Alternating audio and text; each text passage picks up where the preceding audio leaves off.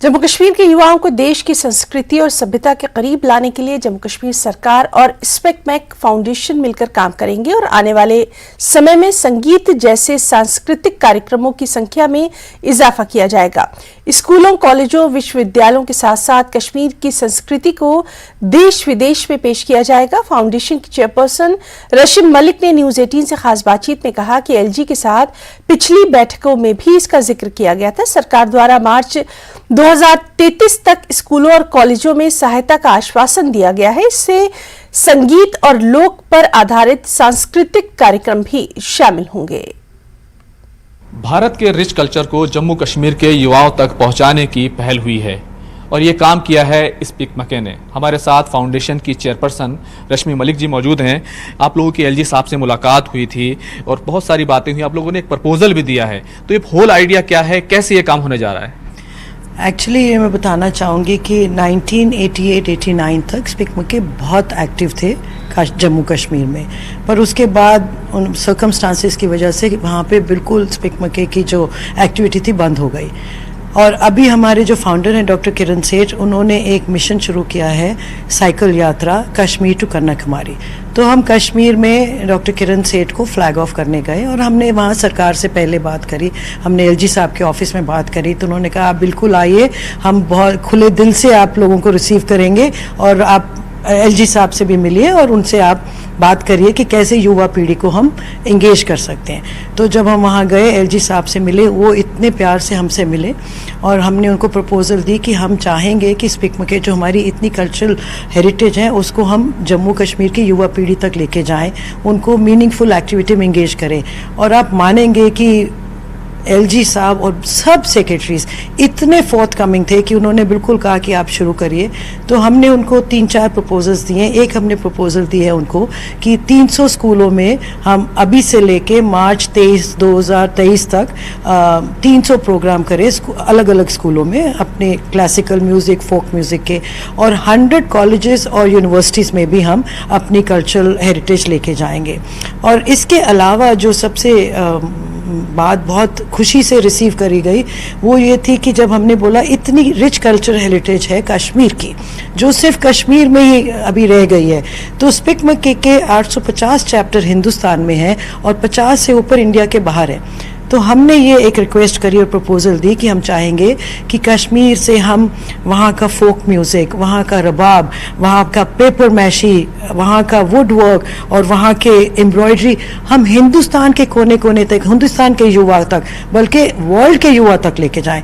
तो ये सब बातें बहुत, अभी मैं देख रही थी कि वहाँ पे जो पुरानी वहाँ की कल्चर है, नई युवा पीढ़ी उससे छूटती जा रही है। जैसे एम्ब्रॉयडरी है, पेपर मैशी है, जो पुराने इतने अच्छे अच्छे क्राफ्ट्स पर्सन्स हैं उनके आगे की पीढ़ियां वो काम नहीं करना चाह रही। इसलिए हम चाह रहे हैं कि हम उस आर्ट को, उस कल्चर को प्रिजर्व करें। अच्छा मैम, तो सरकार, जो जम्मू कश्मीर सरकार है, वो किस तरीके से आप और वो दोनों मिलकर किस तरीके से इसको आगे काम करने वाले हैं, किस तरह की जो बातचीत है वो हुई है?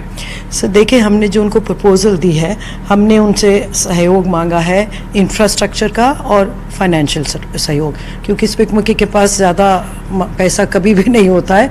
तो हमने उनसे रिक्वेस्ट करी और उन्हें बहुत हमको आशा दिलाई है कि वो करेंगे। तो ये सपोर्ट वहाँ का लोकल इंफ्रास्ट्रक्चर हमको सरकार देगी और जो कंटेंट, जो बड़े बड़े लेजेंड्स हैं, दिग्गज हैं, उनको स्पेकमैक के लेके वहाँ पे स्कूलों में हम अपनी वहाँ पे हमारी बहुत बड़ी एक वॉलंटियर बेस भी वहाँ हम बना रहे हैं, जो वहाँ पे लोकल लेवल पे, ग्रास रूट लेवल पे स्कूलों में, कॉलेजों में काम करेगी। ऑलरेडी हमारा NIT कॉलेज जो है वहाँ पे एक ग्रुप बन गया है। अनंतनाग में जो गवर्नमेंट डिग्री कॉलेज है उसके जो प्रोफेसर है वो हमारे अभी स्पेकमैक की जम्मू कश्मीर में एक्टिविटी को हैंडल करेंगे और उन्होंने ऑलरेडी बहुत बड़ी एक वॉलंटियर टीम बनाई है जो स्पेकमैक का ग्रास रूट लेवल पे काम करेंगे। हमारे साथ स्पेकमैक के नेशनल कोऑर्डिनेटर राजीव गिरी भी मौजूद हैं। राजीव जी, हमें ये बताइए कि जो श्रीनगर है उसको आपने कैसे चुना और कैसे आप लोगों ने सोचा कि नहीं, हाँ, श्रीनगर को करना चाहिए? देखिए, एक तो यूनेस्को ने क्रिएटिव सिटीज़ नेटवर्क तैयार किया है जिसमें 295 cities all over the world उन्होंने चुने हैं। उसमें श्रीनगर को नवंबर 2021 में पिछले साल चुना गया और हिंदुस्तान में 6 शहर हैं मुंबई, चेन्नई, हैदराबाद, वाराणसी, जयपुर और श्रीनगर। श्रीनगर छठा शहर है, लेकिन जयपुर के बाद दूसरा वो शहर है जो कि फोक और क्राफ्ट की वजह से चुना गया है। तो श्रीनगर जो है वो सिटी, जो यूनेस्को का जो एजेंडा है 2030 का, वो ये है कि सस्टेनेबल और फ्यूचर प्रूफ सिटी हम बनाएं। फ्यूचर प्रूफ का मतलब है जो सिटी जैसी जिसकी धरोहर है वैसी वो बनी रहे। तो इसके लिए उन्होंने श्रीनगर को चुना है और हम भी पूरी कोशिश कर रहे हैं, पूरा कंट्रीब्यूट कर रहे हैं कि 2030 तक श्रीनगर को एक हेरिटेज सिटी का खिताब मिले।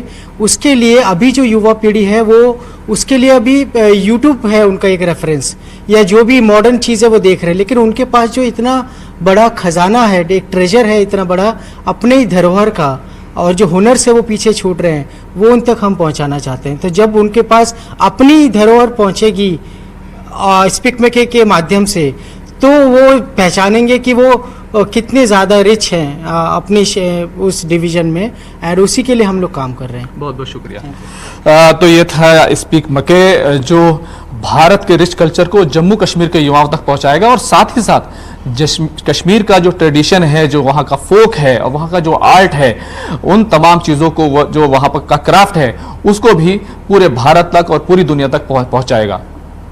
कैमरामैन प्रकाश गुप्ता के साथ खुर्रम शहजाद, न्यूज़ 18 दिल्ली।